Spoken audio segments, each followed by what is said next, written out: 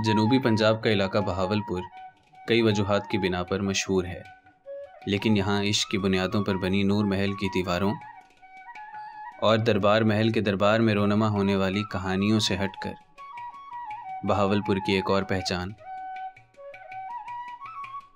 यहाँ की चुनरी है।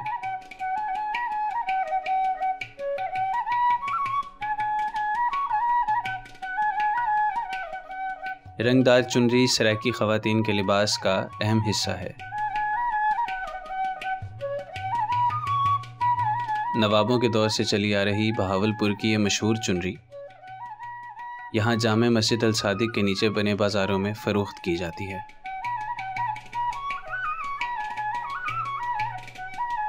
कॉलेज या यूनिवर्सिटी का फंक्शन हो या किसी अजीज़ की शादी, चुनरी हमेशा यहाँ फ़ैशन का हिस्सा रहती है।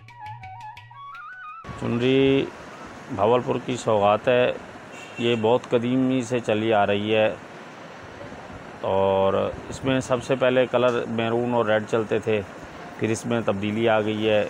अब इसमें हर कपड़े पे भी तैयार होता है, सिल्क में, शफून पे, शमोस पे और ग्रिप पे, हर कपड़े पे। सबसे पहले इसमें लीलन और लॉन पे तैयार होता था, इसके अलावा और किसी कपड़े में तैयार नहीं होता था। अल्हम्दुलिल्लाह ये तो चुनरी शुरू से ही चली आ रही है, बल्कि इसकी मांग ज़्यादा हो गई है।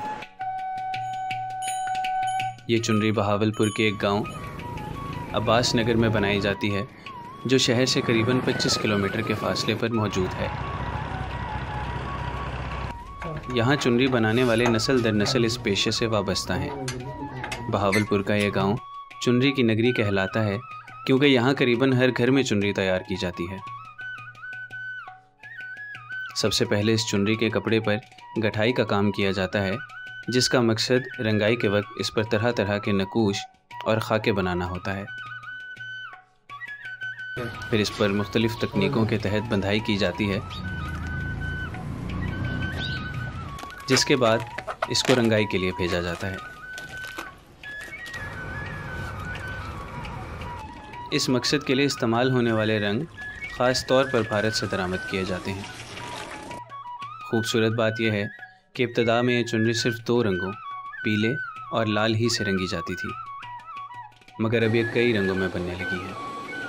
ये चुनरी अब्बास नगर से सिर्फ बहावलपुर ही नहीं, बल्कि पूरे मुल्क में जाती है, जहां बहुत से बड़े बड़े ब्रांड्स इन्हें ख़रीद कर आगे फ़रोख्त करते हैं।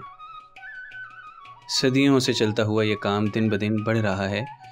जहां आज के दौर में पूरी दुनिया में फैलते हुए मगरिबी रवाज अपनी जड़ें बना रहा है, वहीं बहावलपुर की ये चुनरी अपना वही मनसब कायम रखे हुए है और दिन ब दिन यह काम न सिर्फ मुल्की सतह पर बल्कि बैनुल अक़वामी सतह पर भी अपनी पहचान बना रहा है।